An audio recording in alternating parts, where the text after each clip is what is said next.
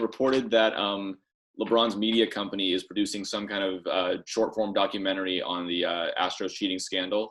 Are you looking? What do you think? What do you make of all of this stuff? Obviously, there's been so many details that's come out over the last few months, and it just seems like the story just keeps getting crazier and crazier.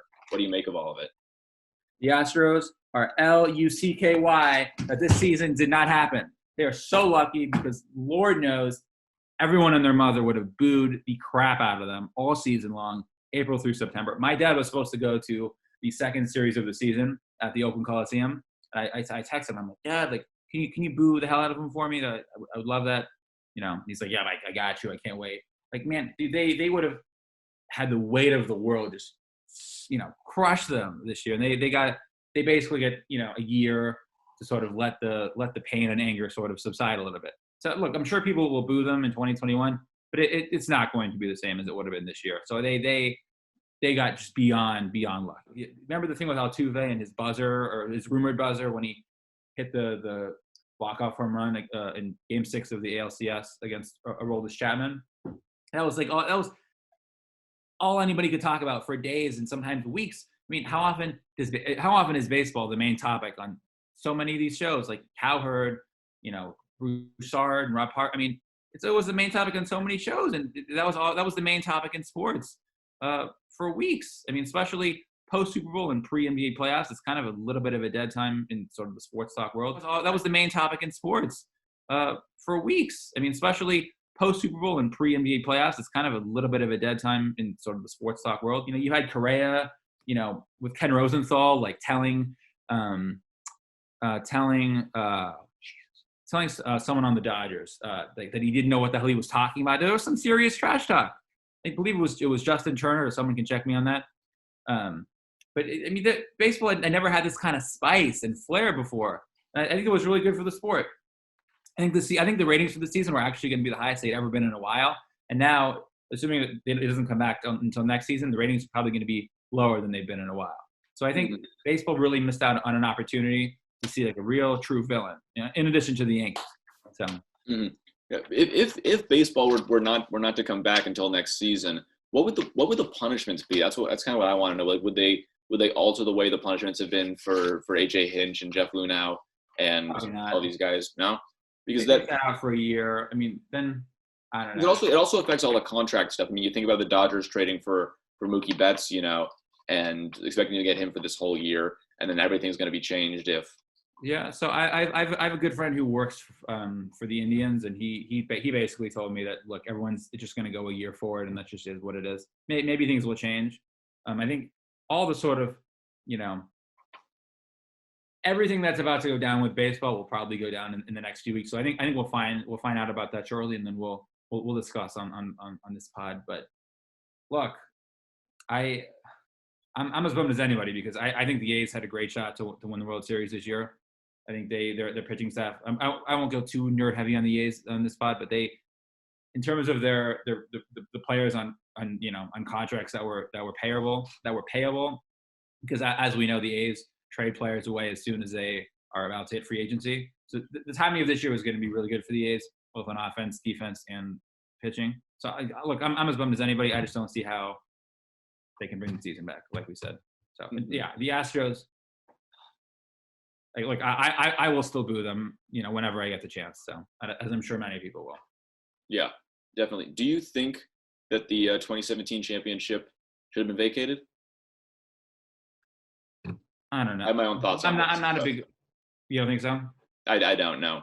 Like I'm like reluctant, but I don't think it should have been. Look, it's sort of like when they vacate like these college basketball championships, like they you know, because someone sold, or they vacated like Reggie Bush's Heisman or something. Like, dude, look, we all saw what happened. We all have eyes. Like, we can't just like erase it from our memory. So I don't know. I sort of feel like just what's the point, you know? Mm-hmm. No, I 100% agree. Like, history can't be undone. I don't think I've never liked, you know, vacating wins or championships or whatever, because it doesn't change anybody's memory of what happened. No one stops thinking of USC or Louisville or whatever as national champion. No one stops thinking of Joe Paterno as having all those wins. No one, and on the same note, no one's going to stop. That's a different. I don't know. But go ahead. But it's still the vacating of wins. I'll be like, obviously the reasons are very different, and for sure. And obviously one is far worse. But the I would argue that actually I would have stripped it in Paterno's case, but I digress. That would be like my one exception. But anyway. my point being, regardless of how you feel about that, it's still not going to change your memory of him being the winningest coach of all time, or anything else. It's not going to. So vacating the Astros championship, it doesn't change the memories of that postseason, because that was incredible playoffs, and I mean the intensity was next level, and it's not going to, the fact that suddenly now by the record books the MLB doesn't consider the Astros to have won the World Series that year, it doesn't change how I'm going to remember that. It doesn't change the way I think about it, and it doesn't affect it for me in any way, really. Yeah, honestly, for me, I almost think that by keeping it, you almost let the Astros sort of deal with the shame and deal with knowing that people look at them differently, and knowing that people will have a sort of a mental asterisk of that championship, versus, like you said, if they take it away, then people will say, no, but. So then the sort of public opinion might actually swing towards the Astros, even just a little bit. So I think actually keeping it makes them almost look worse. Mm-hmm. And like everyone knows the circumstances surrounding that year. So whether you take it away or not, I mean, what are you going to take away? Their championship rings? Are you going to take away, the paychecks that you get for going deeper into the playoffs? I mean, I just don't. There's so many things that would have to be revoked, and then to go back in time. Mm-hmm.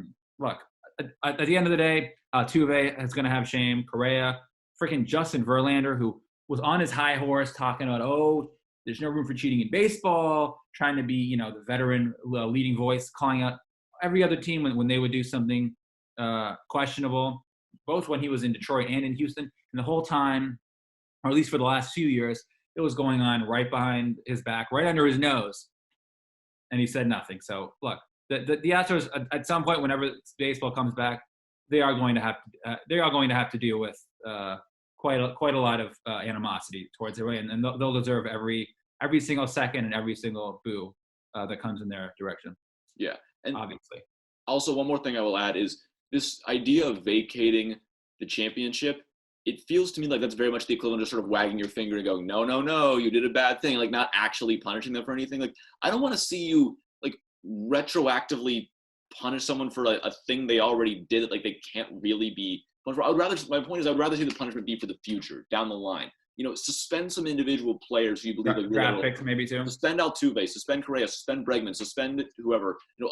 One thing I was thinking about is like a 1-year postseason ban, like even like going something as far as that, like, how like, you'll have like a bowl ban or an NCAA tournament ban for college teams. Why not try the same thing here? Why not say like, okay, no matter what you do in the next season, you can't make the playoffs, like for example.